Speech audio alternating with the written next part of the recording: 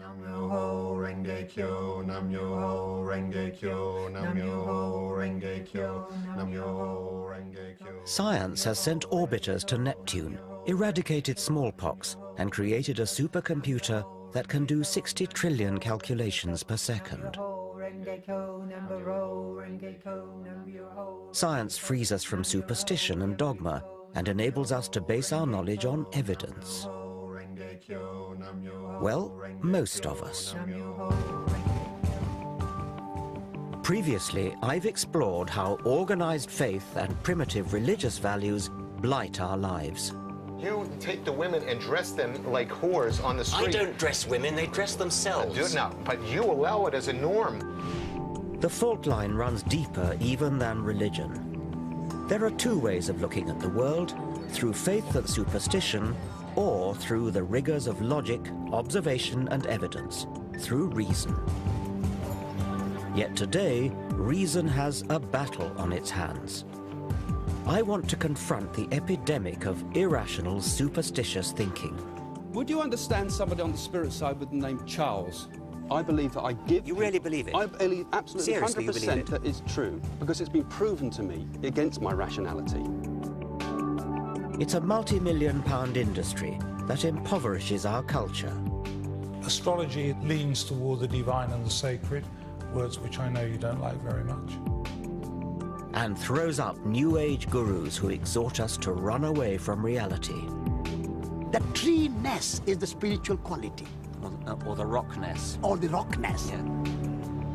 As a scientist, I don't think our indulgence of irrational superstition is harmless.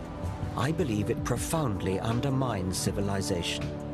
Reason and a respect for evidence are the source of our progress, our safeguard against fundamentalists and those who profit from obscuring the truth. We live in dangerous times when superstition is gaining ground and rational science is under attack. In this program, I want to take on the enemies of reason.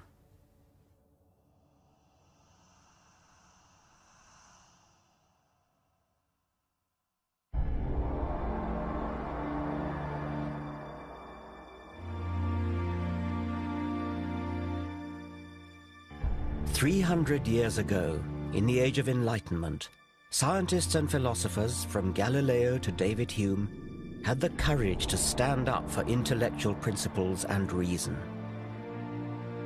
The rational science they pioneered has given us tangible benefits. Everything from antibiotics to electricity, sewage systems to sat-nav. And it's not just material progress.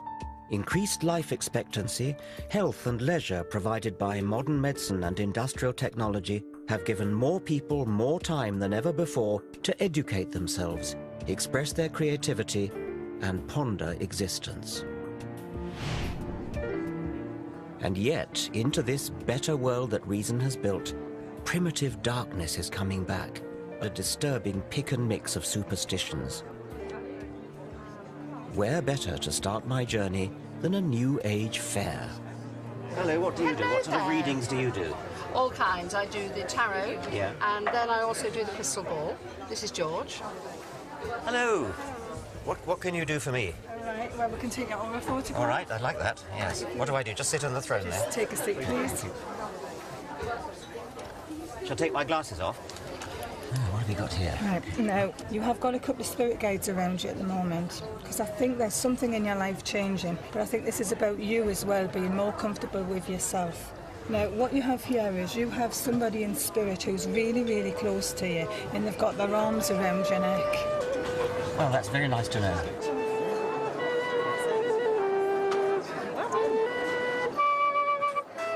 All these people reap the rewards of science and reason, but many here revel in a foggy suspicion of scientific thinking. Okay, so you could teach me how to use my psychic energy? Yes. Is that the idea? Yes, you can rely much better on that than on your head. Irrationality is woven into the fabric of modern life. We unthinkingly indulge unscientific delusion. I'm the rather schizophrenic Gemini. Aquarius. Pisces. Astrology is so pervasive that just about everyone has been indoctrinated with the alleged character of their star sign. They're fiery, a bit unreliable, they love traveling, they're very expansive, they're quite spiritual. Loyal, spend too much money, good leader. They can be a bit moody, swinging one way and the other. They can be very bubbly 1 minute and then a bit down, and you never know what you're going to get with them, my husband says.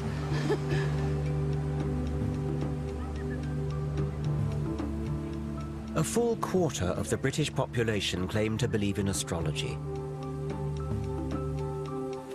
That's more than believe in any one of the gods touted by religions. Day in, day out, astrological horoscopes get far more newspaper column inches than science. Amusingly, it falls foul of our modern taboo against lazy stereotyping. How would we react if a newspaper published a daily column that read something like this? Germans. It is in your nature to be hard-working and methodical, which should serve you well at work today. In your personal relationships, especially this evening, you will need to curb your natural tendency to obey orders. Chinese. Inscrutability has many advantages, but it may be your undoing today. British. Your stiff upper lip may serve you well in business dealings, but try to relax and let yourself go in your social life. And so on through 12 national stereotypes. Of course, the astrology columns are not as offensive as that, but we should ask ourselves exactly where the difference lies. Both are guilty of facile discrimination, dividing humanity up into exclusive groups based on no evidence. So now I want to find out how those who trade in such irrational nonsense can possibly justify what they do. This is a map of the cosmos with London in the very centre.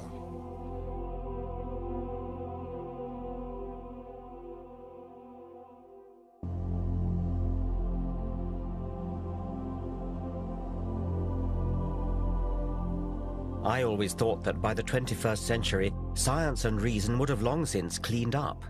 And yet every day of the week, we're encouraged to retreat into the fog of the superstitious past. Astrology is a primitive belief system made into elaborate pseudoscience. It arrogantly makes humans the focal point of the universe. The movement of planets is supposed to signify petty developments in our career or love life. It was developed in the 2nd century AD by the philosopher Claudius Ptolemy and has not moved on since, despite the discovery of new planets and despite a shift in the Earth's rotational axis that has thrown Ptolemy's zodiac out by 23 degrees. You could ask a question. You could say, who has stolen my money? It never made sense when it was first invented, and it makes even less sense now. Read it off as though you mean they get it right. Do you think there's an actual physical influence of the planets that somehow beams down and influences us, people? I think it's very hard to see that. I think if you try to understand astrology as a causal agent, right, I think that's hard to imagine how that would happen. I think you have to look at the planets as signifiers. When you look at the movement of Saturn around the zodiac, it's a very strong signifier of what's going on in individual lives. I don't even understand how they could possibly be signifiers. I mean, how could the rise of Saturn possibly be a signifier for something that's going on physiologically in a person's body? The position of planets in the signs of the zodiac. This is what you keep coming back to ask me. How could it possibly work? Yes. And I've told you, I don't know. It's a deep, dark mystery. What isn't a deep, dark mystery is why the trite vagaries of newspaper horoscopes seem to chime with readers. Psychologists have identified what's known as the Barnum effect, whereby people tend to believe statements are accurate for them personally, when in fact they're general enough to apply to anyone. We could devise a little experiment where we take your forecasts and then give some of them straight, give some of them randomized, sometimes give Virgo the Pisces forecast, etc., and then ask people how accurate they were. Yes, that would be a perverse thing to do, wouldn't it? It would be, yes, but I mean, wouldn't that be a good test? A test of what? Well, how accurate you are. I think that your intention there is mischief, and I think what you'd then get back was mischief. Okay, well, my intention would not be mischief. My intention would be experimental test. Okay. Scientific test. Well, but even if it was mischief, how could that possibly influence it? I think it does influence it. I think whenever you do things with astrology, intentions are strong. I'd have thought you'd be eager. I mean, I'd have thought you'd really... See, the fact that you're not makes me think you don't really, in your heart of hearts, believe it. I don't think you really are prepared to put your reputation on the line. I just don't believe in the experiment, Richard. It's that simple. Well, you're in a kind of no-lose situation then, aren't you? Because... I hope so. Yeah. Regardless of Neil Spencer's concerns, I wanted to conduct a simple trial. We selected 20 people at random. We asked them to read that week's horoscope for Capricorn, but as a test, we said it applied to their own star sign. Not only do you have clever Mercury and ambitious Mars focusing on success, but now the Sun is at the same pivotal midhaven angle of your solar chart. I have no idea what that means. Put simply, this means that this is your moment to go that extra mile to become the person you dream of becoming. Remember, however, that there will be others who want what you have and will stop at nothing to get it.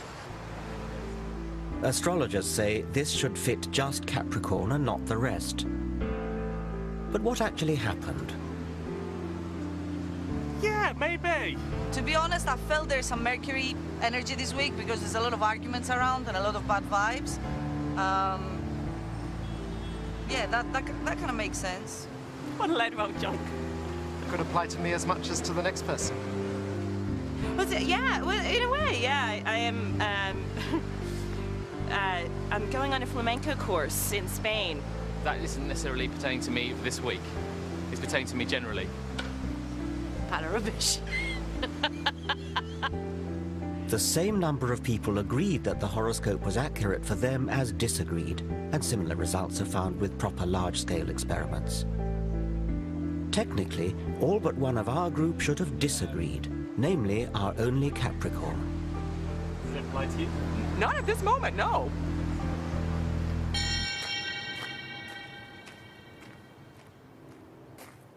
Am I taking this too seriously? I believe astrology misleads the public, denies scientific progress, and belittles our universe. There's a far richer way of looking at the cosmos. Astronomy is a triumph of the human intellect, a real science, constantly enriched by new evidence. Forget about the astrologers' charts with their constellations and planets moving in and out of this house or that house. Go into a real observatory and look at the Milky Way. Or go out into the country on a moonless night. Just lie on your back and gaze up at the stars. The heart-stopping sight you'd see is 100 billion stars spinning through an expanding universe at a speed of 1 million miles per day. The light from some of the closer stars started its journey at the time of the dinosaurs. You're staring into a deep time machine.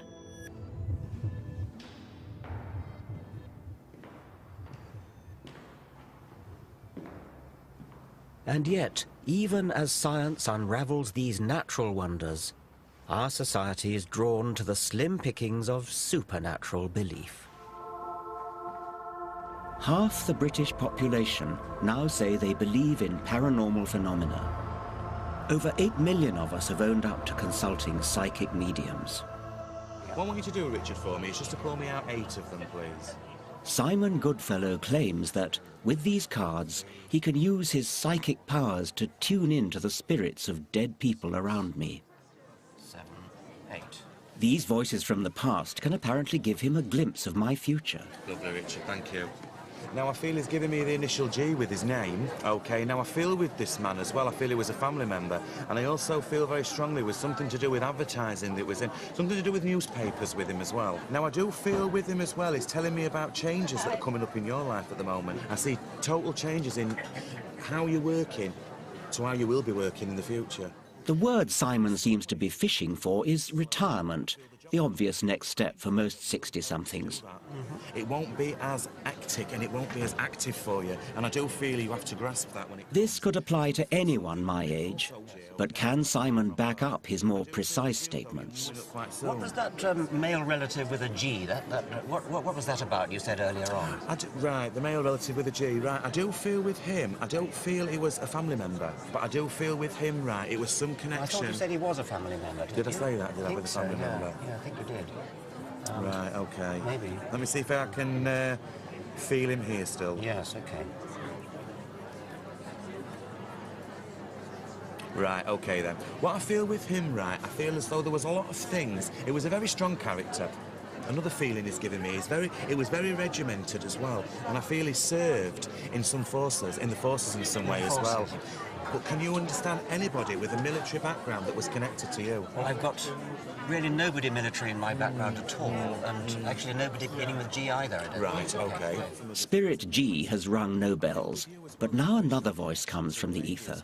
Oh, well, she's given me the initial E with the name. Now, I do feel with her as well, it's something to do with, I feel, a grandparent, and I want to give you an E-sounding name. My grandmother had a name beginning with E. At last, something I can identify with. E-sounding name. Yes. Tell me more about her. I mean, the lady, I do feel with her as well, she had a lot of cats. A lot of cats. It's cats. Perhaps not. She never had a cat. She hated cats, as a matter of fact. Right. She liked dogs, but she hated cats. Well, I can understand. Not everybody, though. What you've got to also remember with this as well, not everybody can relate to everything that a reader will say. No. Not everybody. I mean, I've had people like yourself who have... Extraordinary claims require extraordinary evidence.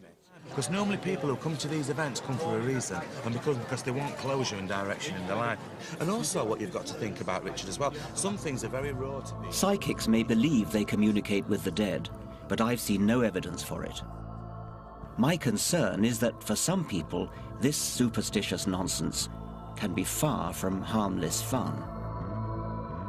If you've lost somebody dear to you, and I'm trampling all over those memories by telling you that they're here now saying this and that. I mean, that's none of my business, and if I'm just doing it because I can earn some money out of it, I've known cases of people that have lost somebody, lost a child that's so dear to them, and they cannot get over the fact they've lost the child, and become addicted to these...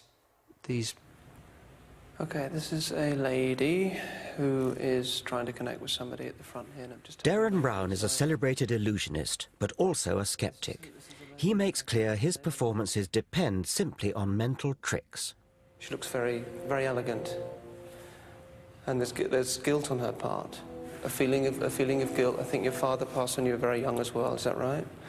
He gives me the inside intelligence on how a psychic medium might exploit entirely earthly trade secrets. They're using a skill called cold reading, which is a way of communicating information to somebody where it sounds like they know everything about you and they can reveal facts seemingly about your life and describe your character in a way that you'd be amazed by. Whereas in fact it's a linguistic trick or a set of linguistic tricks where they're saying words and you're constantly supplying the meaning yourself, but it can be very convincing. She's asking about, I want to say Charlie, Charles. The psychic will, if it's with a group of people, throw out a name. And someone she left behind? Now, that name could refer to a person in the audience who's living, or it could refer to someone that's died, or it could be a friend of the person. You know, it really could be anything. So it's up to somebody to pick up on it and turn it into what they want it to be. Is it another relationship that you had? Sorry? That's my ex-husband's name. And of course, if they say, yes, that was my husband, then the reader can go, yes, that's right, he's here, he's saying he still loves you, or whatever that is, and they turn it back into, make it sound as if they were saying it was your husband, when in fact it could have been anybody, it could have been the name of the person that was sat there. Lily or Lucy or something like that. Yeah. Far from it being all vague or saying things that apply to just everybody, you'll get very specific details. She's saying something about a hat that you used to like, or something with a hat, yeah? One thing I saw was, there's a dog, he's saying something to do with his dog that used to sleep in the hallway. And the answer sort of came back, sort of, no. Yeah, well, it's something in the hall, it could be a picture of a dog. Is there a picture of a dog in the hallway? And the answer came back, no. I mean, I've just put up another picture, I put up a picture in the hallway of the family or something. That's it, he's saying he doesn't like the picture in the hallway. The dog was forgotten, but it actually started off talking about a dog.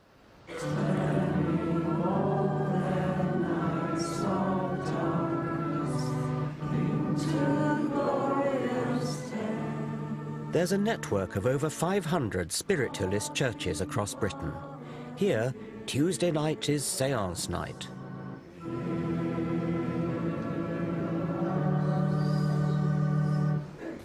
And we ask that we can now build a bridge between this world and the next, so that we can once again go some way to proving that we survived death and that our loved ones in the spirit are forever with us. Amen. Okay, I expect most of you are familiar with spiritualism, but those that... Spiritualism makes a nod to God, then it descends into a darker world. The real draw here is when the dead start talking inside the medium's head. Okay, well, the first link that I want to do is I feel I've got somebody giving me the name Charles. And I want a gentleman on the spirit side that passed with chest conditions with this. And there's something about a name that sounds like, it sounds a bit like Devon, but I thought I could hear, could be Davon or Davenport, something like that. And I feel over this side somewhere. Can anybody understand this so far? The lady close to the bookshelf there. Would you understand somebody on the spirit side with the name Charles? No, but I have a home in Davenport. You have a home in Davenport? Yeah. Okay. Isn't what you're doing cold reading? Well, depends what you call cold reading. This is something that a lot of the rationalists have come up with, is saying that what you do is you say something and people basically make it fit. So I'll see if I can find the Charles in a minute, but let me just give you a few things that I can feel about you. Has there been a few problems with a stomach condition around you? Because I feel as if I want to go to my stomach and I feel uncomfortable there. Does that make no sense to you whatsoever? No. Well, would you understand then a lady that I want to connect with on spirit's side that would suffer with the stomach condition? Yes. Because I'm being given the stomach condition, Yes. okay? And I feel with this lady, I want someone that's a fairly comfortable build, I would say. A bigger build lady, not a slight build lady that's given me this, yes? Yes. Yeah? I think when you really examine the evidence, or what myself and other mediums do, you will find that a large proportion could never be explained away by something like cold reading. It's because there are sometimes such specific details that come through. And I'm seeing like a painting, or print it would be, of a painting that looks like a Stubbs painting. You know, the ones of the horses and the pigs and things like that? The lady in the white at the back there, I'm not around you, am I?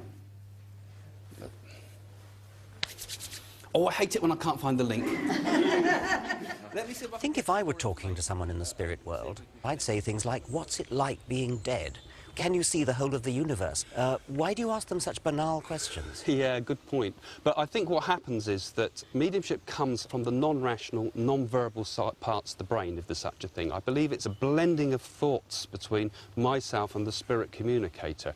But if only it could be just like a telephone line. Let me just see if I can get a little bit more information from her first. If you've convinced a person that that's their grandmother to the point that they're actually crying, I mean, surely those tears enough are perhaps proof that they've had proof that that really is their grandmother that's making the communication. It could indicate just desperate wishful thinking, perhaps. Now, don't feel I'm with a Stephen Bennett, but I've got those things I want to bring together somehow with particularly a car crash. My friend Ben died in a car crash and his best friend was called Steve. Your friend Ben Parson, but it's not Bennett, as I said, it was Ben. Let me see if I can describe Ben to see if we can... Beyond whether it's true or false, what concerns me as well is the exploitation of often vulnerable people. Can I say, when you were buying the new shoes, had he been on your mind at that time? He's on my mind all the time, really. Yeah, but because it's as if I was particularly felt him around me at that particular time. That's why I feel I've got the connection with that. And, you know, his message is really, in a way, sorry. Because he can't... Do you feel it might actually be damaging to some people, stopping them from letting go after they've lost somebody that they love very much? It's a good point, but a lot of people bring up that. But I believe that it does help people to progress and move forward. He gives me the feeling that... But do people move forward, or do they get addicted to a spiritual hit? Most of this congregation are regulars. Craig Hamilton Parker's grasp here seems impressive, until it transpires that he's already read this bereaved girl before. He actually had a tyre on the left hand side of his car changed before the accident, and the police thought there was something to do with that. And I had a message from you before saying it was something to do with the tyre. I've given you a message about him before. Okie dokie, I can't remember that. But anyway, I want to sort of feel his... I believe what I do is absolutely true. I believe that I give... You really believe it? I believe absolutely Seriously, 100% you believe it? that it's true, because it's been proven to me against what I believe is against my rationality.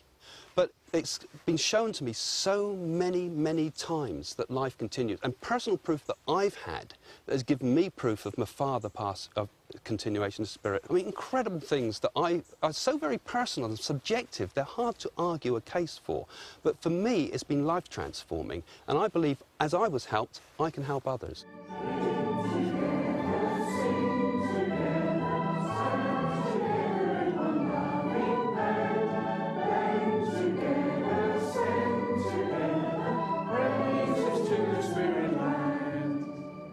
Time and again, so-called psychics claim special status outside science and evidence.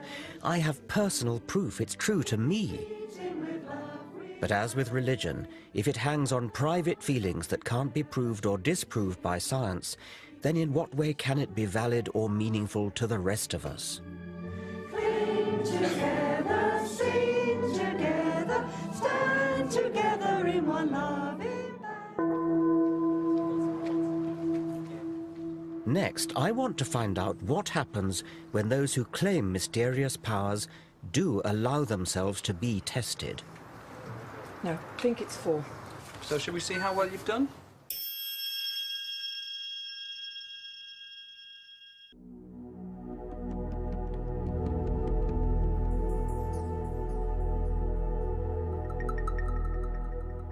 I want to show how scientific reason is always the best way to look at the world and explain the dangers of superstition. I'm often asked how I know that there isn't a spirit world or psychic clairvoyance. Well, I don't. It seems improbable, but unlike the fixed worldviews of mystical faith, science is always open to new possibilities. Scientists test and retest evidence, refreshing our understanding of reality.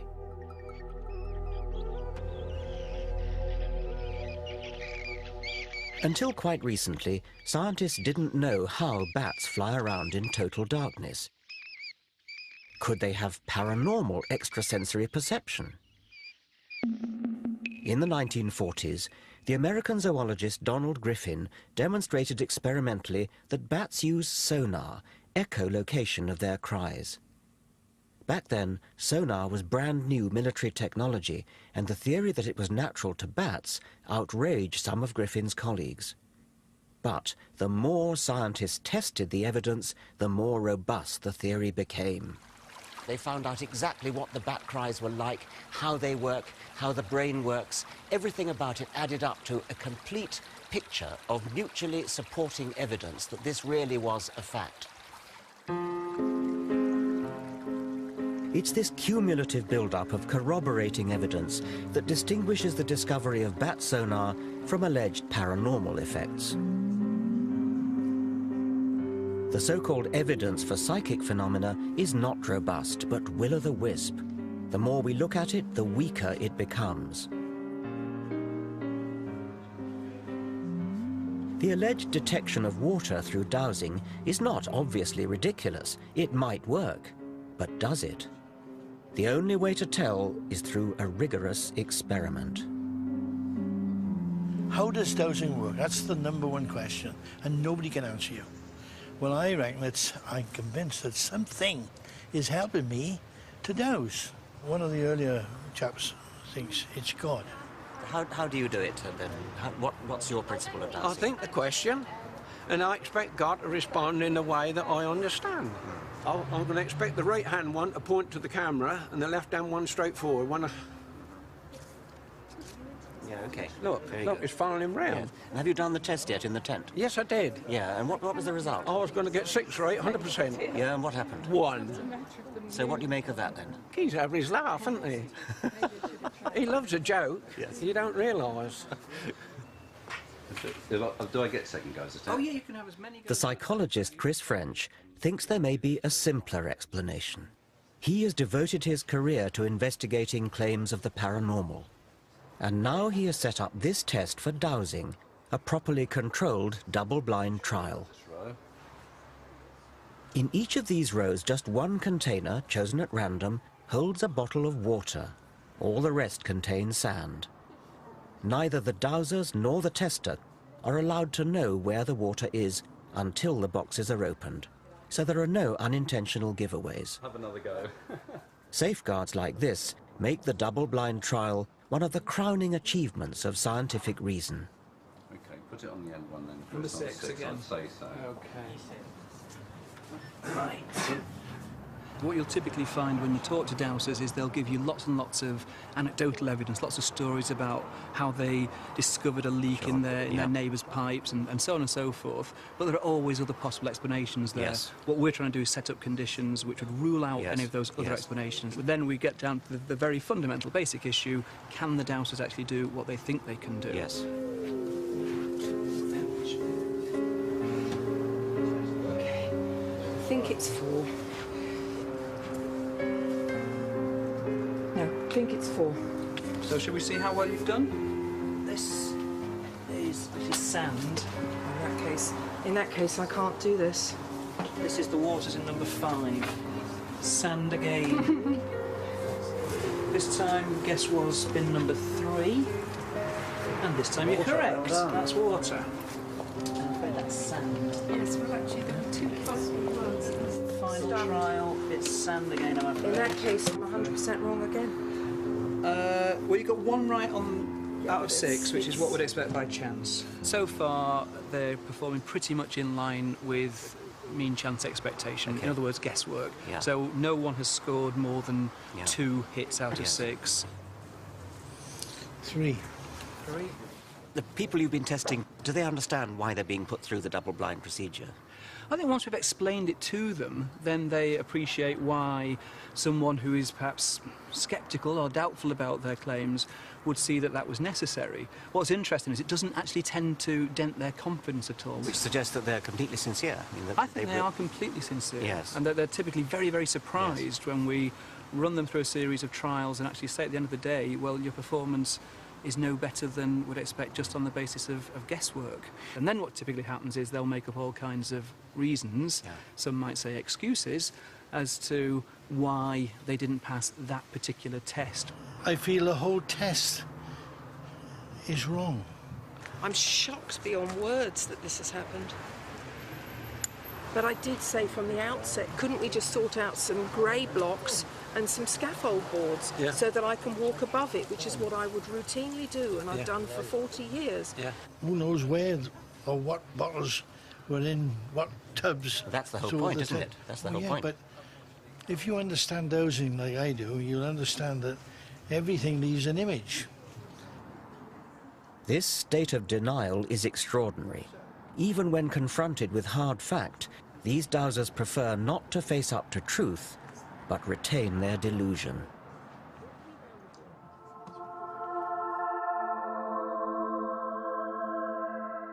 Rather than adapt to evidence, many of us, it seems, remain trapped in ways of thinking inherited from our primitive ancestors. Irrational belief, from dowsing to psychic clairvoyance, has roots in early mankind's habit of attributing spirit and intention to natural phenomena such as water, the sun, a rock, or the sea.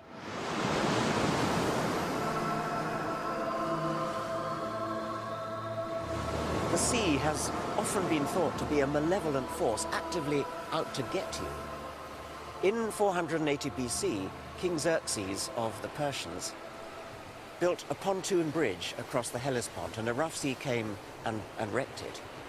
And King Xerxes was so furious that he sentenced the sea to 300 lashes. I wonder whether there's something of King Xerxes in all of us to this day. We don't want to believe that things just happen. We want to believe that there's some kind of deliberate intention behind everything, even where inanimate objects are concerned. And perhaps that is the key to humanity's belief in the supernatural.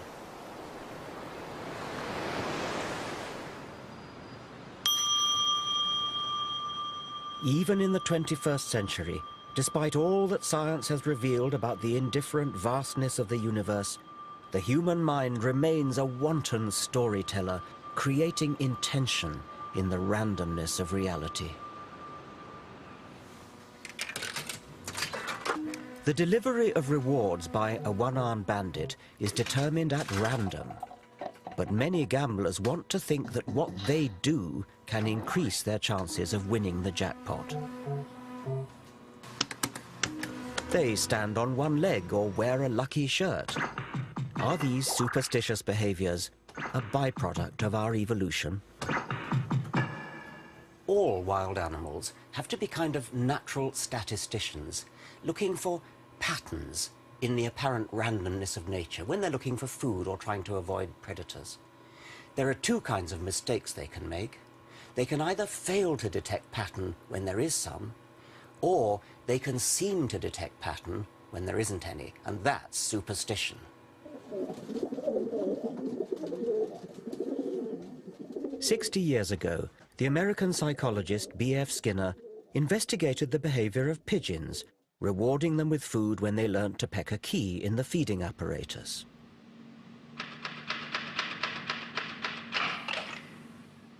But then Skinner set the apparatus to reward the birds at random. Now the pigeons just had to sit back and wait. But that isn't what they did. Instead, the majority developed what Skinner called superstitious behavior. When an individual pigeon, for example, happened to look over its left shoulder, and the reward mechanism just happened to click in at that point, it would have got the idea that it was looking over the left shoulder that had got it the reward, so it tried it again.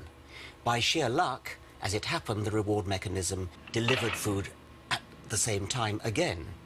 And so the pigeon was reinforced in its idea that looking over the left shoulder was what got it the reward. And it went on and turned into a maniac for looking over the left shoulder. Humans can be no better than pigeons.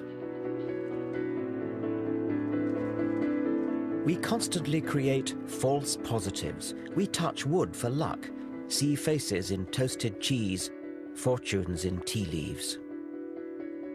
These provide a comforting illusion of meaning.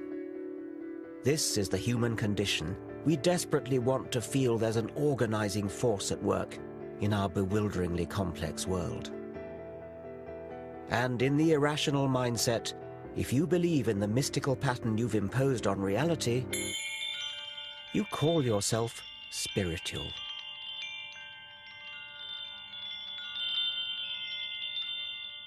Spirituality is a prized commodity. The media tell us to respect spiritual souls and their apparently deep insights. Spiritual self-help guides do a roaring trade in the material world, outnumbering science books by 3 to 1. But what does spirituality actually mean? So please take your seat and please come slowly and gently so that we can start the proceeding without losing time.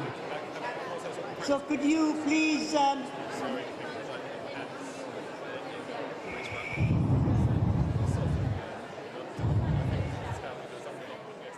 Satish Kumar is the editor of Resurgence, an ecological magazine at the sandal-wearing end of the Green Movement, and he counts amongst his many fans Prince Charles and the Dalai Lama. I represent the entire history of evolution. I was present in the beginning, the first Big Bang, and I'll be here for billions of years to come. But isn't Satish's spirituality just about imposing yet another superstitious false positive? World is made of two elements. One element is visible element. The other aspect of creation is invisible dimension, things we cannot see. So what is that element which is invisible? I call it spiritual. When you go in a room, you say there is a good feeling here. There's a spirit of the room. Well, now you've changed to something rather different. The spirit is a very big and very holistic and very inclusive word. It is not defined in a one particular way.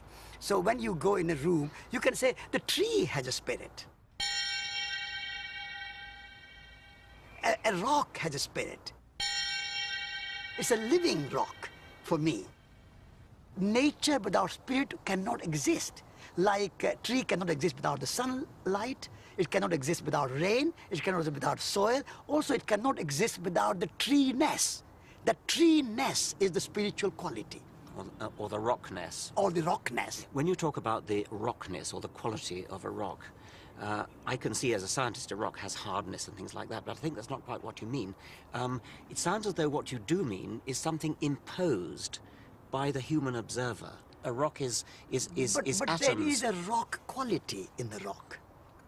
Well, that's a matter of assertion. I mean, you are now simply asserting that. Asserting, I'm understanding it. This is my understanding. Okay. Some may understand more fully than others, but it is not imposed. It is there.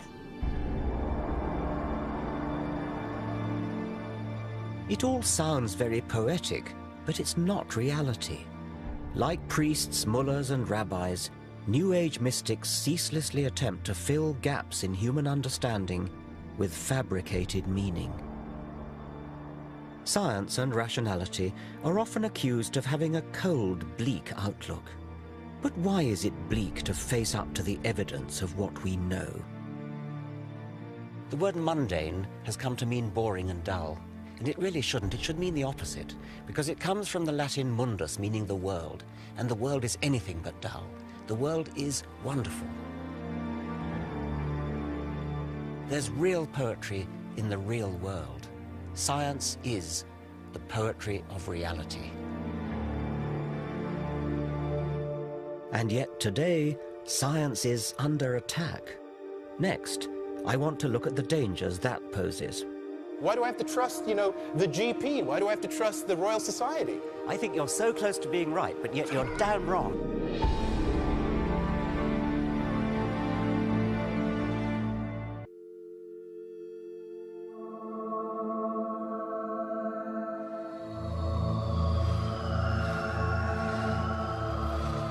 In the last 50 years, science has put a man on the moon, cloned a sheep, decoded the human genome. And yet, sadly, the white heat of the 1960s seems to be treated as a white elephant today. What colour do you see, guys? In the thing, it looks multicolored. Okay, it's blue, yellow, and that's it. A prejudice against science is evident in schools. Physics A-levels have halved in the last 25 years, chemistry fallen by more than a third. University departments are closing all around the country. And last but not least... This is a betrayal of the Enlightenment. The fundamental problem, I think, lies with the fashion throughout our educational system to teach students to value private feeling more highly than evidence-based reason.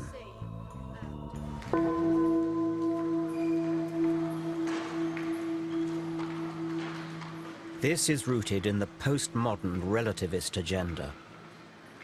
For relativists, scientific truth is just a patriarchal Western orthodoxy that, like the old Roman Catholic Church, stands in the way of other equally valid outlooks on the world. With things like the paranormal, the drive for alternative medicine, all these kinds of movements away from the orthodoxy in science, I see it a lot as like the Protestant Reformation was vis-a-vis Roman Catholicism. Internet, in a way, is kind of functioning as a kind of information source, very much like the printing press did in the 15th century and 16th century, that is in a sense empowering people to sort of look up stuff for themselves in terms of different kinds of treatments and things like that, and in a way not trusting the experts anymore. Saying, well, look, why do I have to trust, the GP? Why do I have to trust the Royal Society? I think you're so close to being right, but yet you're damn wrong. You're absolutely wrong.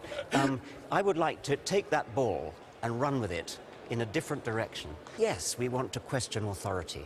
We don't want to say, because this person is the president of the Royal Society, therefore what he says is right. We've got to go back to the evidence and find out what is actually true. The problem is, of course, people may look at the same evidence and then reach a somewhat different conclusion from what the head of the Royal Society reached. And so they will say, well, look, I looked at the evidence too, and I'm not persuaded by this. That's where you start getting a kind of an opening up of science.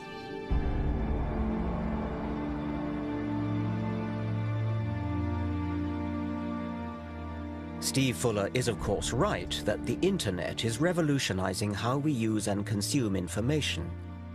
But the impersonal algorithms of internet search engines do not weed out robust evidence from unsourced, uncorroborated assertion. Wikipedia World presents both great opportunity and huge danger. Paranoid conspiracy theories circulate unchallenged. Sometimes they're relatively harmless, like the rumor that NASA faked the moon landings, which is a bit of a joke because the evidence for going to the moon is so strong. But how about the malicious and utterly unfounded rumor that 4,000 Jews were tipped off by Israeli agents not to go to work in the World Trade Center on 9/11? It's one of the nasty lies circulating as truth in the blog community of racists and religious fundamentalists. Now such people can find each other anywhere in the world instantly, whipping up scares and reinforcing their paranoia and delusions. As evidence is devalued, even medical progress has become a target. Her lungs had gone into spasms. She was vomiting. Hundreds of families blame the MMR vaccines for autism, brain damage and meningitis. When one report, now widely discredited, wrongly linked MMR vaccine with autism, an innuendo circulated that the establishment was conspiring to risk our children's health. It led to hundreds of thousands of parents failing to protect their offspring from the threat of measles, a serious disease that, in Afghanistan, kills 35,000 people a year. This is the world of private hunches and no respect for evidence. Reason has built the modern world. It is a precious but also a fragile thing, which can be corroded by apparently harmless irrationality. We must favor verifiable evidence over private feeling. Otherwise, we leave ourselves vulnerable to those who would obscure the truth.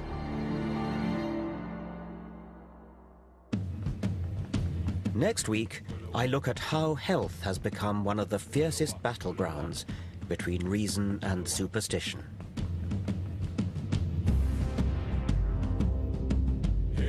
Starting next on E4, a telling word association test for the Big Brother housemates. And More 4 is getting to the heart of Britain's childhood obesity problem in Supersized Kids. Film 4 is showing Pitch Black, the cult sci-fi movie that shot Vin Diesel to fame. Here on 4, how far have 3 children who came to Britain 2 years ago embraced their new home?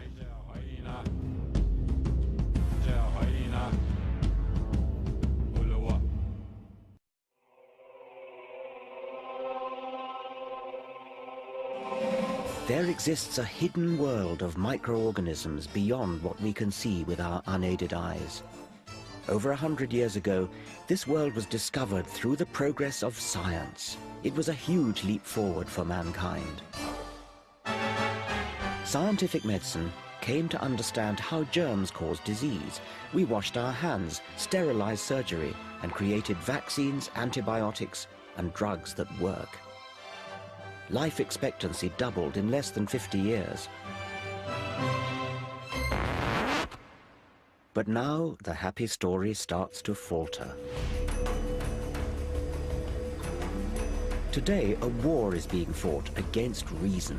Science is treated with suspicion, perhaps born of fear, and medical advance is challenged by the march of irrational belief. A third of us now spend over £1.6 billion a year on superstitious alternative remedies which, as far as the evidence can show, don't work. Okay. Yep. Good. Have you asked any angels to come close to you? No. No, well, you haven't got any then. If any remedy is tested under controlled scientific conditions and proved to be effective, it will cease to be alternative and will simply become medicine. So-called alternative medicine either hasn't been tested or it has failed its tests. There wasn't a control, it was just an outcome. It was just a pilot study. So that's not really a proper trial. And some alternatives are funded by us taxpayers, even though their unproven claims question the known laws of physics. You might think I'm gulling the patient. I don't claim that it's much more than a hypothesis.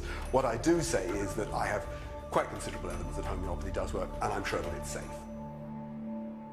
Today, while we indulge unproven healing magic, tried and tested scientific medicine is under attack.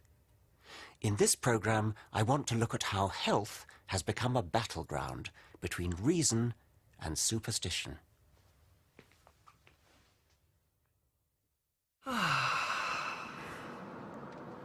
You come here to move through time and through space. Allow the eyes to gently close. Smile your very best smile. Swallow the smile with some saliva into the heart and let the heart smile back at you. And there's a warm and a welcoming feeling. Joy without end. Grace, beauty, laughter. The deep knowing of the wise being that you are. And the golden glow that comes from the heart comes from a golden flower. And use the gold light from the center of the flower like a sunbeam and beam it onto those petals and wake them up. There is a second part that's very personal, and this is to step inside the pearl itself. Because if you step inside the pearl,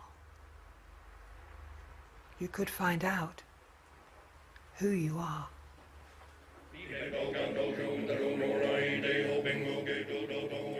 Elisis Livingston is a professional faith healer. She runs the Shambhala Retreat in Glastonbury. For £140 a day, she treats patients, including those with terminal cancer, with a mix of meditation, spiritual healing, and the playing of recorded chants.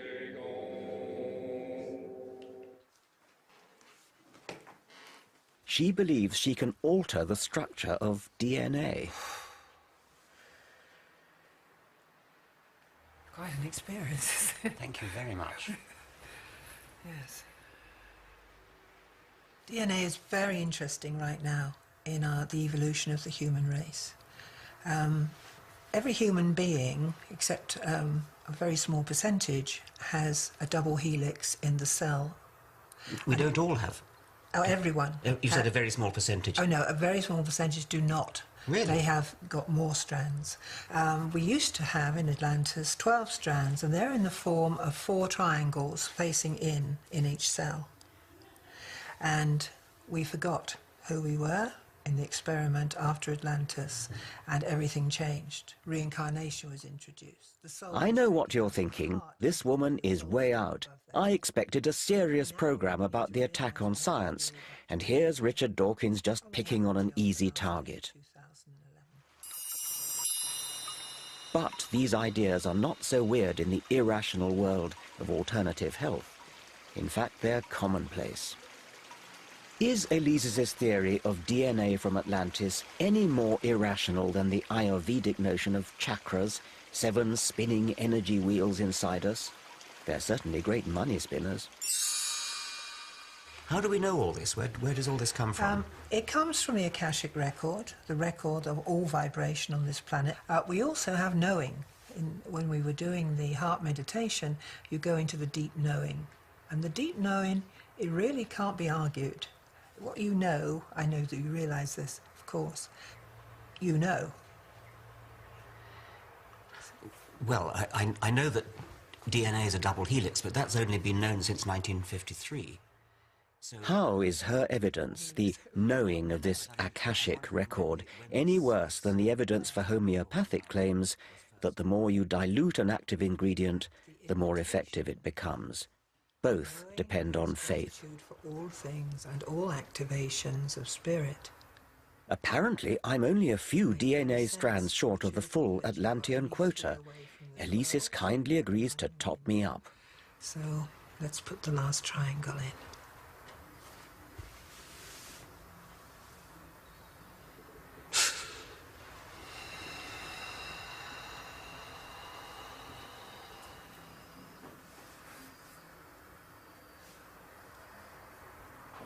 And it's done.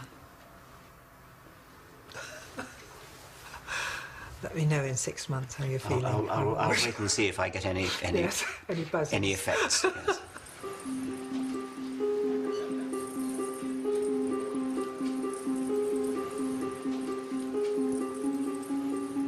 Unfortunately, it's not all wacky, quacky fun. Today, alternative, or rather unproven remedies are fast becoming mainstream, implicitly casting doubt on scientific medicine. Surveys reveal that a third of us spend an incredible £1.6 billion a year on the kind of therapeutic stabs in the dark touted here in Glastonbury. It's mostly angels.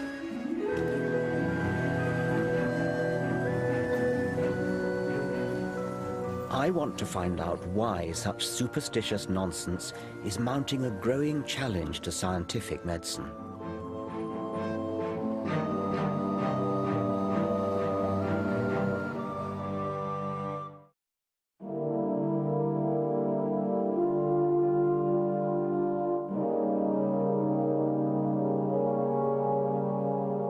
Once, society exalted scientists as heroes.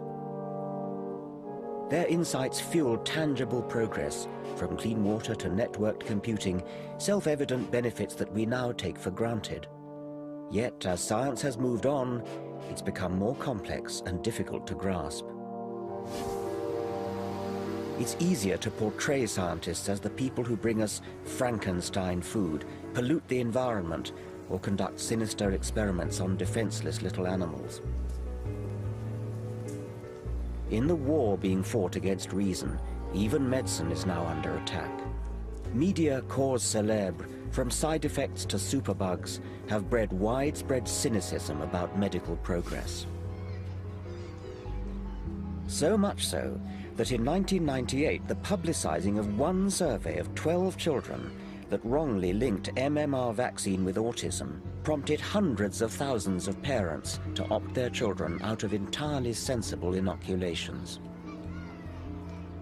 A hyped-up insinuation that the government and the medical establishment were conspiring to sacrifice our next generation to autism has left up to a fifth of our children entirely unprotected against rubella, mumps, and measles, a disease with complications such as brain injury and deafness. This is what measles looks like, a potentially fatal illness now in... The number of parents inoculating their children with MMR quickly fell. There have now been epidemics in Kent and Yorkshire, and a first death from measles in 14 years. Now everybody's more confused. It just muddies the water, it's frightening. See the boy on the telly in that. It's an acute example of the danger of devaluing evidence. Where once there was reason, now there is confusion. One of the things that struck me right from the outset was how extraordinary it was that this scare got abroad when it was so insubstantial. I mean, there was really no scientific basis for it whatsoever. I find it very easy to sympathise with patients who were scared, partly because the media built it up, but also because having your child vaccinated is a positive act. It's something that you did to the child. And so somehow that's more scary than a sin of omission. Very much, and I think that's even more the case these days when people are much less familiar with the diseases against which their children have been protected by immunisation. You know, it's a generation or two since people had much experience of measles and mumps and rubella on any significant scale. And so when somebody comes along and says, well, you know, this immunisation may cause some other problem, then they're more likely to be susceptible to that. Why do you think that sort of thing happens in our society today? I think that there's a climate of anxiety, but particularly focused on issues of health. Generally, people feel, I think, more isolated, more atomised, more individuated perhaps than they did before, and these anxieties and concerns often focus on their health.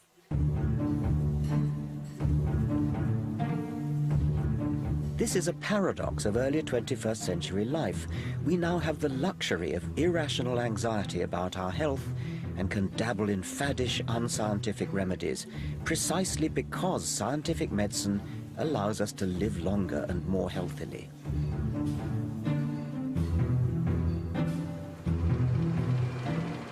Our fears are fed by newspapers, which wildly exaggerate the risks of scientific medicine and meanwhile churn out acres of positive coverage of alternative therapies. In any other field, politics say, or the next move on interest rates, journalists would ask hard questions and demand answers. But alternative medicine has managed to lodge itself in the less rigorous lifestyle and celebrity pages, essentially free advertising.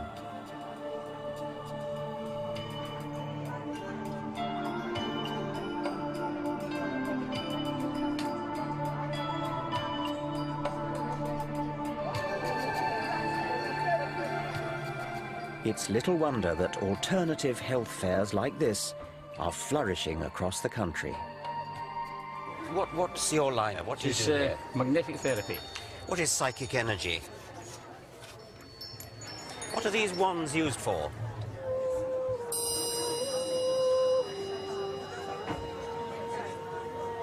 People may come here with real health problems, but what do they get? Remedies that appear to have no basis in science or evidence. People putting these in a cat's bed, they'll find the animals will go to the bed with the magnets in it. Has that been done properly with controlled trials, is it? No, not being controlled trials. They've got ancient wisdom that we don't. Right. I've always liked the saying that we should be open-minded, but not so open-minded that our brain falls out. So do we all have an angel hovering on our shoulder or something? Is that We what... have several. Right. Yes. Yes. Yes. Okay, how many have I got? Can you tell or... Have you asked any angels to come close to you? No. No, well, you haven't got any then. Oh, okay. The idea is that we all have some form of angelic guidance, some form of guidance that help us travel our life path. You might need strength, you might need forgiveness, you might need hope all the way through your lifetime. And the angels, as we perceive them, are those energy bands. They're parts of ourselves, they're fragments of ourselves that we can call upon and amplify to help us walk our path. These energies are a little bit like tea. You can have herb teas, you can have decaf teas, you can have all sorts of different flavours and strengths and varieties of teas. But they're all... Remember, this is a multi-billion-pound industry. Yet 80% of alternative remedies have never subjected themselves to controlled scientific trials. They depend entirely on subjective word of mouth. Oh, that feels nice. Hunches and private feeling, which may be prone to bias or possibly even delusion. The scientific method, by contrast, tests with objective experiment and statistical analysis what is effective and what is not. Individual scientists may or may not be honest, but science, with its safeguards of peer review and repeating experiment, has scrupulous honesty built into it by design. Science replaces private prejudice with publicly verifiable evidence. Untested and unverified, yet desperately seeking credibility, alternative remedies follow in the rich tradition of organized religion and set up intricate belief systems. They substitute real science with pseudoscience.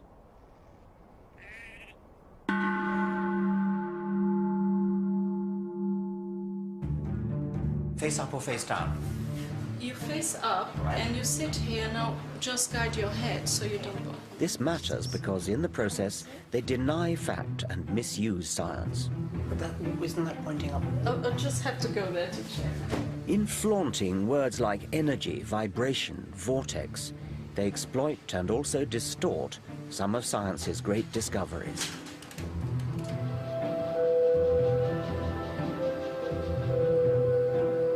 The sleep, I'm sure, is therapeutic.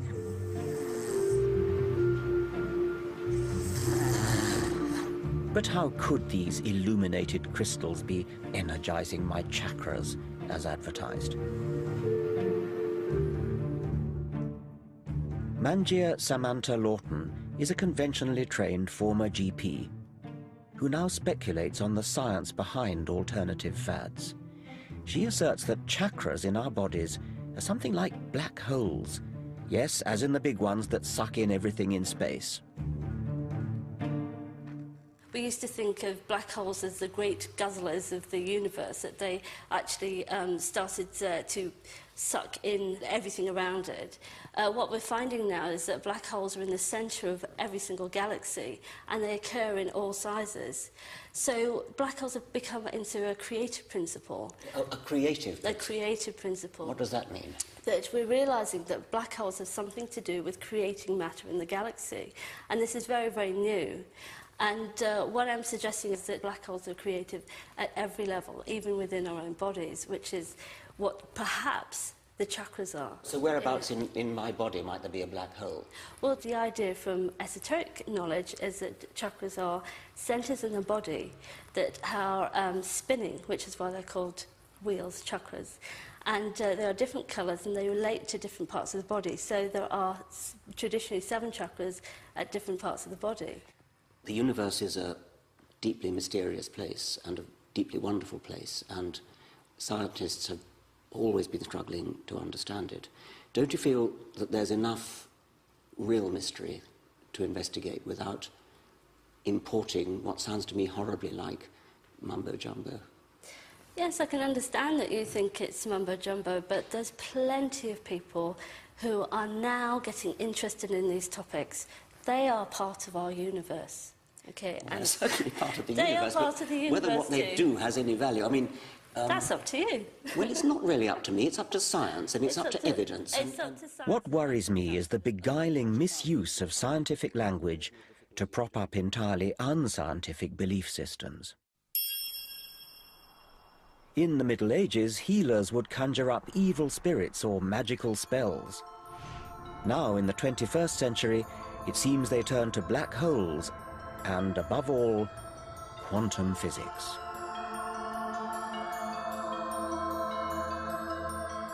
Quantum theory accounts for the anomalous behavior of light and atoms. It's astonishingly accurate, but notoriously difficult to grasp. But Deepak Chopra, who once qualified as a doctor, has seized upon quantum jargon and applied it to healing. He claims disease can be caused and cured by a shift in consciousness. If you believe in a rock, you're automatically believing in God. Chopra has managed to become a one-man alternative health industry. He's worth up to $75,000 per lecture, and in this era of self-absorption, he claims Michael Jackson, Madonna, and Hillary Clinton as followers. If you feel genuinely attractive, you'll attract other people to you. The great American physicist Richard Feynman once said, "If you think you understand quantum theory, you don't understand quantum theory." Isn't Deepak Chopra just exploiting quantum jargon as plausible-sounding hocus-pocus? Quantum healing is a theory that a shift in consciousness creates a shift in biology. That's it. We try and get into every aspect of a patient's life, their relationships, their hopes, their dreams, and then we combine it with a ritual of deep meditation, massage, and really a lot of spiritual counseling, including the fear of death. We think that many times patients feel healed even though they may die from a disease if they learn to go beyond their personal fear of death. And you can never do that unless you have a patient have a spiritual experience. Where did the quantum theory come into that? Oh, it's just a metaphor, just like an electron or a photon is an indivisible unit of information and energy. A thought is an indivisible unit of consciousness. Oh, so it's a metaphor for a unit. It's nothing to do with quantum theory as in physics. No, I think quantum theory has a lot of things to say about observer effect. There are a school of physicists who believe that quantum leaps, for example, are examples of discontinuity.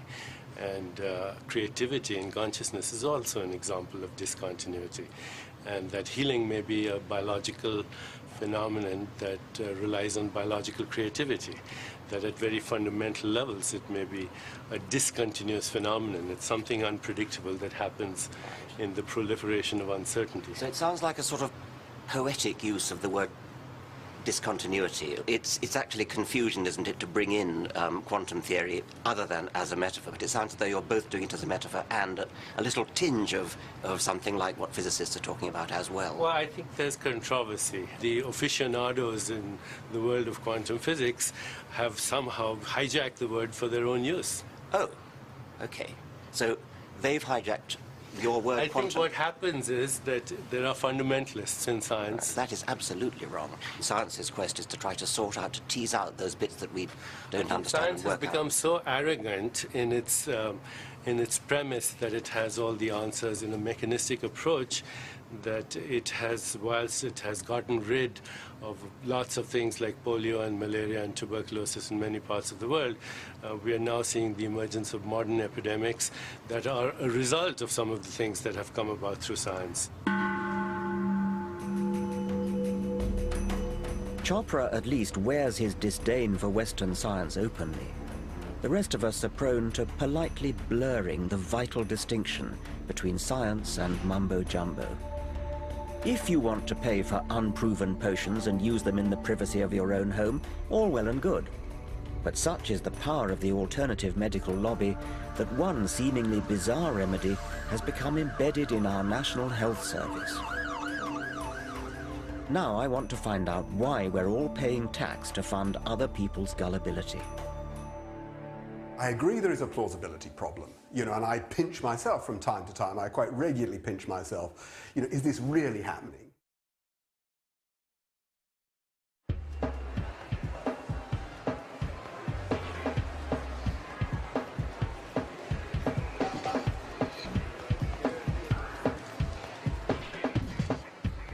It's the hottest alternative health fad. It boasts an impressively vast and well-stocked medical cabinet. It's endorsed by royalty and the stars, and is doing a booming trade in high street pharmacies. 500 million people worldwide claim to use it. What is it? It's a system for dosing up on a dilute solution of water. Welcome to the bizarre world of homeopathy. Homeopathy was dreamed up in the late 18th century as a way of boosting the body's vital spirit. One of the central tenets handed down by its founder, Samuel Hahnemann, was that like cures like. Superficially, this might sound faintly plausible, but unlike a vaccine that introduces a diminished form of a virus into the body in order to provoke its immune system, like cures like makes the unfounded assumption that what causes similar symptoms can cure those symptoms.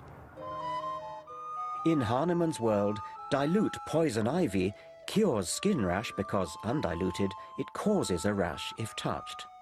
By the same principle, red onion can alleviate streaming eyes and snake venom stiffness. But amazingly, homeopathy gets even stranger still.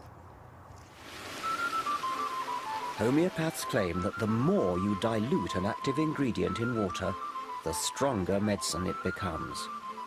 Most homeopathic remedies are marked 30C. What does that mean? It means 1 part medicine to 100 to the power of 30 parts water. How much? A drop in a fish tank? No? A fish tank is nowhere near big enough.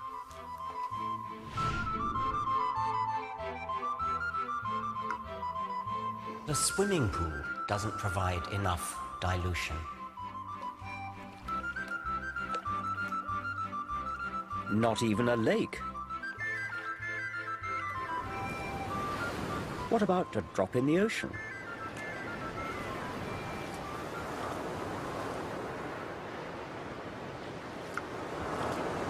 But it turns out that even the sea isn't big enough. For the really approved homeopathic recipes, in order to get 1 molecule of the active substance, you need to imbibe all the atoms in the solar system. To science, just doesn't make sense.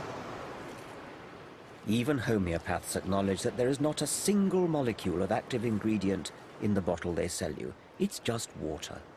So how can it possibly work? In an attempt to resolve the paradox, homeopathy boldly paddles further up the creek of pseudoscience, claiming that water somehow has a memory of the now completely absent active ingredient. But wouldn't water also have memory of other, more common impurities it's come into contact with? Salt, urine. Scientists have calculated that in each glass of water we drink, at least one molecule has passed through the bladder of Oliver Cromwell.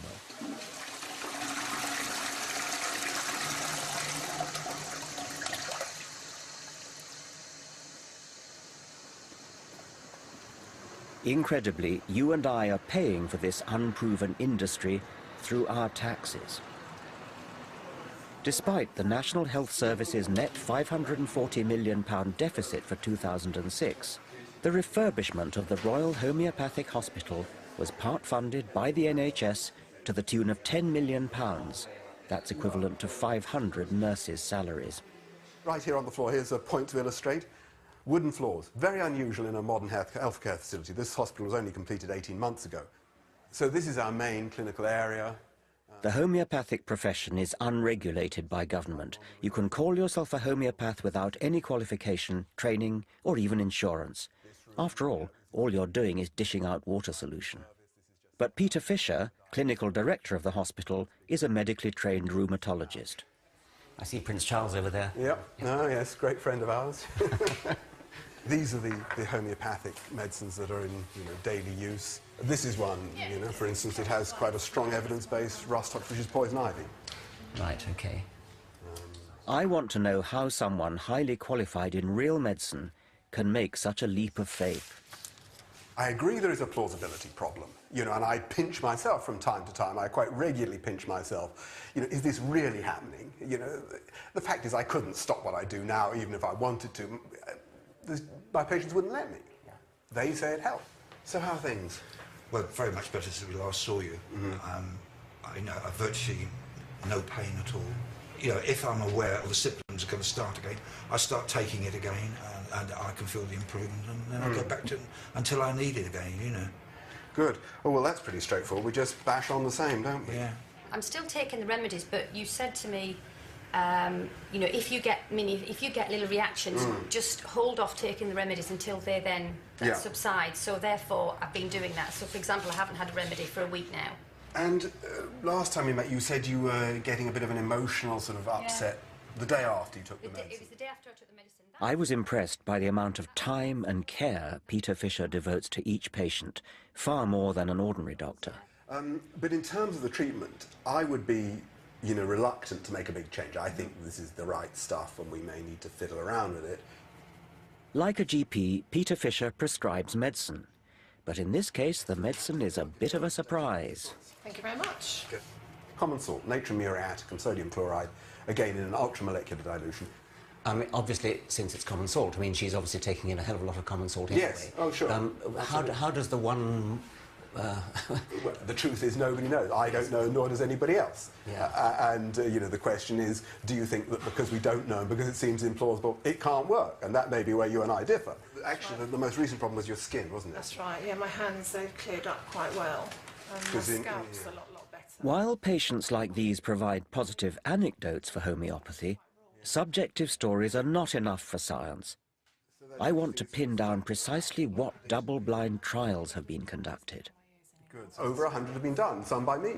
On the whole, they're positive. And I've worked hard on it. But in the face of great scepticism, in the face of many people who say, oh, well, yeah, we're not going to fund homeopathy, it's got to be a load of rubbish. Why do you think they say that if there really are controlled trials which show... Well, I think you're much better placed to comment on it because you're the sort of person who says that. Well, because I have read studies which have sort of meta-analyses and things which suggest that, yes, occasionally there's a slight suggestion of something, maybe a slight suggestion there, but if you take all the studies that have been done, it doesn't add up in the way that... Oh, I don't agree with that at all. Now, if a double-blind controlled trial really does show that it works, then that suggests we're dealing with an entirely new force of physics, something unknown to science. Well, I think there's a slight exaggeration. There are various hypotheses. Remarkably, nobody knows what the structure of liquid water is. So there is room, for a phenomenon, analogous to, I'm not saying the same, but analogous to the storage of information by a magnetic medium, by a floppy disk or a videotape. Yes. If I were a doctor doing what you do and was convinced that it really worked, I would drop everything and really, really try to demonstrate it and win the Nobel Prize for Physics. I mean, it would be an astonishing, totally astonishing finding. That's, to be honest, one of the main reasons I got into it. Plain ambition got me into it in the first place. But I agree, it would be nice to see, you know, a really serious program of research done on it. Well, you're saying it has been done, and... Well, no, I'm saying that quite a lot of research has been done. I don't claim it's conclusive. Well, why not? I mean, it sounds as though... Well, because it's very diffuse. And of course, it does depend what question you're asking. You know, are you saying, does it benefit people? Do people feel better? And I think actually there's no doubt about that people who go to homeopathic hospitals who have homeopathic treatment do feel better. But of course, you will say that's all because you're nice to them. This is all rather contradictory, so let's be clear about the latest evidence. In 2005, the medical journal The Lancet surveyed all the meta-analyses, the analyses of the analyses, and failed to find any reliable effect of homeopathy. Tellingly, for me, in the bigger trials, less prone to chance anomalies, homeopathy was more likely to show zero demonstrable effect.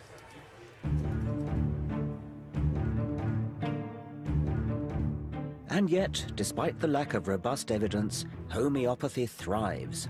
Many clinicians look on in horror at the unlevel playing field of trials and evidence for medical licensing. In 2004, American trials seemed to show that the drug Herceptin could halve the death rate for a particularly virulent form of breast cancer. This was a major breakthrough. Patients understandably clamored for the new drug, but unlike in the world of homeopathy, the claims of scientific medicine are tested rigorously, and that takes time. Accordingly, the license was delayed. We went through a period of a year or two when Herceptin, quite rightly in my opinion, was held up for the treatment of breast cancer until all the evidence was there. So we had extremely rigid cost-effectiveness analysis before we could use Herceptin. And, okay, there was a short passage of time when it seemed unfair. But you compare that when actually lives are lost, because we're talking about life-threatening disease with drugs which actually save lives, to the way that ineffective, irrational remedies are just being nodded through. I mean, it makes you weep. The pharmaceutical industry takes a lot of knocks, and yes, drugs are very expensive. But the reason they're so expensive is there may be 20 years of R&D to get to an effective product. Every step of the way is checked and double-checked. And now, through the back door, we're getting a class of compound being allowed into the marketplace with a license with no such evidence of efficacy.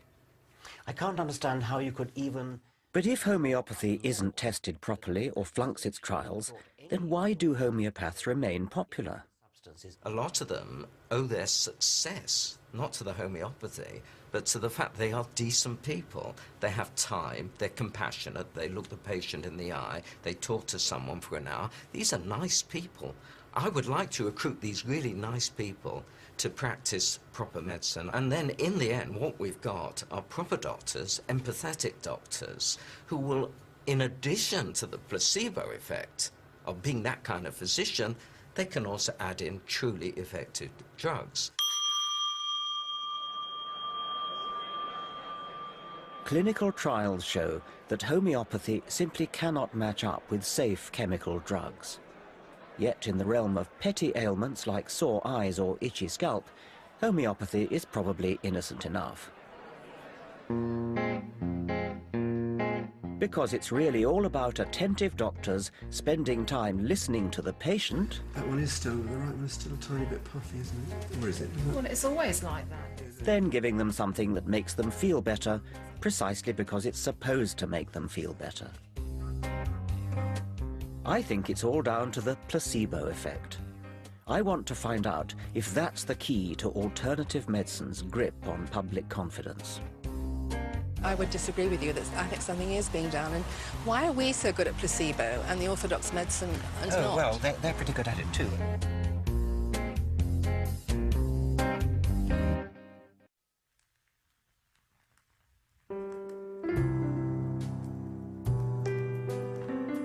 alternative health remedies are swamping us.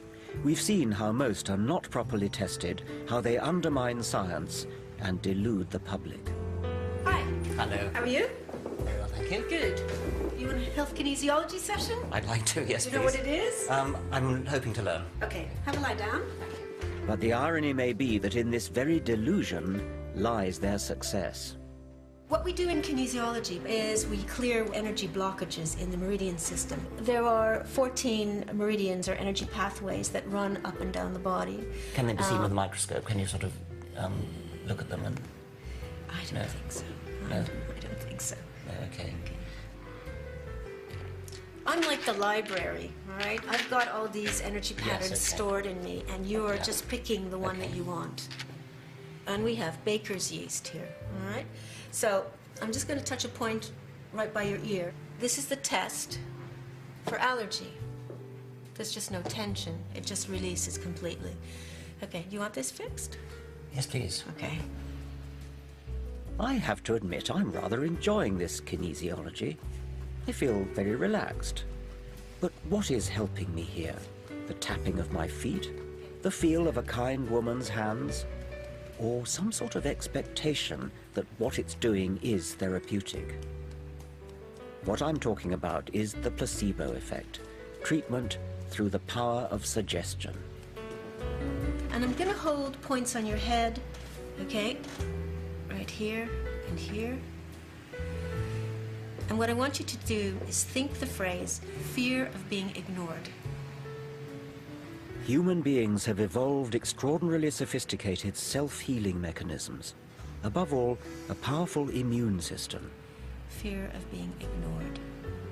Could it be that interaction with any kind of healer acts to focus our self-healing abilities? Some evolutionary psychologists believe this may be the entirely rational explanation behind irrational remedies. Fear of being ignored. It works because most of medicine, in fact, is a case of self-cure. When the pain goes down after taking placebo medicine, or under the influence of acupuncture, for example, it's our own minds which have reduced the pain. Yes, surely what you're saying is that we get better anyway. Why then would alternative medicine be better? Surely an ordinary doctor might do that. Real medicine does the same, but I think we shouldn't underestimate the powers, and sometimes the superior powers, of people who go under funny names or have funny authorities written up on the wall and so on, because some people respond to that information much more than they would to the conventional information in a doctor's surgery. Nevertheless, I sort of have a sort of hankering after what's actually true. How far do you think so-called alternative practitioners believe the mumbo-jumbo that they say is the theory behind their potions, and how far do they know that it's a placebo? Are they deceiving or are they self-deceiving? I think in many cases they're self-deceiving. Well, it's not even self-deceiving. They have seen in their own experience that these treatments work, so they believe in them. They have then to invent a rationale, some spiritual or magical explanation of what they're doing. You know, supposing you were a miracle worker in the 2,000 or 3,000 years ago, supposing you were Jesus and seeing that, you know, lame men got up and walked when you told them to, you'd be rather impressed with yourself, wouldn't you? Yes. But I'm sure it was a placebo effect. Yes, quite. Yes. I still believe scientific medicine offers more effective and more honest treatment. But I accept Nick Humphrey's point that alternative medicine is peculiarly well positioned to dish out placebos.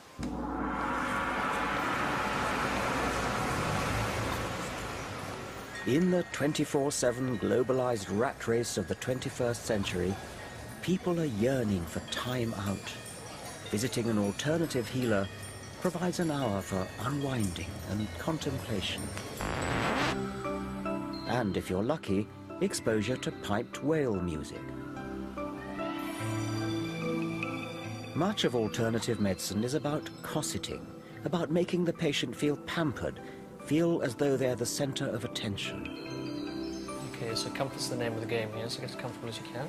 So, literally, all I want you to do is just to relax your head. Let it go. So the first thing I have to do is very gently cup and hold here. Now, you're going to feel like I'm not doing anything, but it's a very gentle movements. While in our hard-pressed National Health Service, the patient-doctor encounter lasts on average just 8 minutes. See the rotation on your left? Yes. Look at the rotation on your right. It's restricted. So this is called an activate. An alternative healer usually gives you an hour. Okay. In return for a healthy fee, of course. The Hale Clinic near London's Harley Street offers a huge array of healing arts, ancient and modern. Many may make you think you feel better without having real effect in themselves. In other words, they're placebos. If I were wanting to exploit the placebo effect, then I would do exactly what you're doing. I would have a large number of different things which look impressive, sound good, use long words, talk about quantum theory, lights flashing, and the whole point is to impress the patient. The whole point is to make the patient feel that something is being done. But something is being done. I mean, I would disagree with you. That I think something is being done. And why are we so good at placebo and the orthodox medicine is not? Well, they're pretty good at it too. And I mean, I find when I go to my doctor and he just talks to me, I seem to be miraculously cured as a well, that's very, very important. It is very but important. Maybe he's giving you some healing energy. You don't know. Well, he wouldn't call it that. Yes, I know he wouldn't call it that, but it could be. It's very, very important to talk, to find out, to take a proper case history. But I don't think it's the only reason. I think complementary medicine has effect over and above that, in my opinion. Yes. Do you ever do clinical trials on your methods, or do people come in and do them for you? We've done one study at Hammersmith Hospital on stroke patients that was funded quite a few years ago. And what treatment were you giving them? We were giving an Ayurvedic treatment called Mama Massage, and it was only a pilot study, and it showed an improvement in a certain number of patients. So what was the control in that case? There wasn't a control, it was just an outcome. It was just a pilot study. Right. So that's not really a proper trial. Do you think there's a bit of a double standard? Doctors have to spend 6 years qualifying and so on. Isn't it just a bit too easy to set yourself up in practice without qualifications and without... Which ones were you thinking of? Well, what about the Ayurvedic one, for example? Well, there's a 4-year degree course here. What do they learn? What do they learn? They learn the principles of Ayurveda. They will learn anatomy and physiology. I mean, it's one of the oldest systems of medicine in the world, Ayurveda. It's old, yes. Doesn't make it good, though, does it? No, but it shows it has a lot of experience. The idea that ancient equals years of accumulated wisdom is a fallacy. It's a teasing irony that the moneyed classes in the rich West are indulging superseded Hindu healing magic when, back in India, people are voting with their feet and opting for modern vaccines and antibiotics. Resuscitating Ayurveda today is rather like bringing back bleeding with leeches.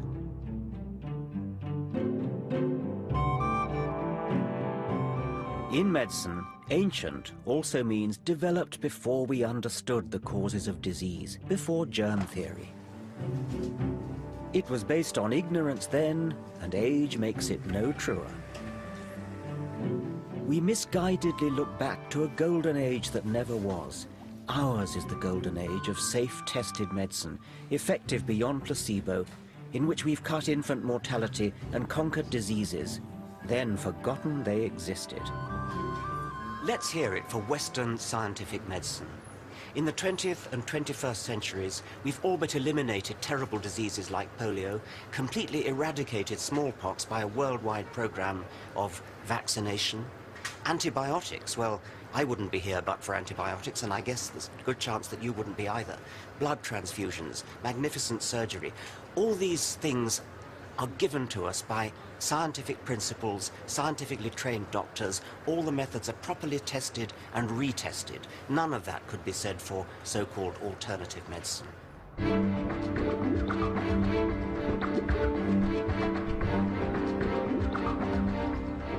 The indulgence of superstitious alternative remedies implicitly casts doubt on scientific advance and undermines confidence in real medical progress. Yet, as we've seen, the attack on medicine is just one small part of the creeping rise of irrational superstition. In Ayurveda or clairvoyance, homeopathy or astrology, we're confronted by those who deny evidence of the real world and instead bend reality around a dogmatic belief system handed down by tradition. Skeptical, rational inquiry is always the best approach. We don't have to follow the herd and buy into trendy, untested health fads. We don't have to be swayed this way and that by media-driven health scares. Instead, we can think independently and be truly open-minded. That means asking questions, being open to real corroborated evidence. Reason has liberated us from superstition and given us centuries of progress. We abandon it at our peril.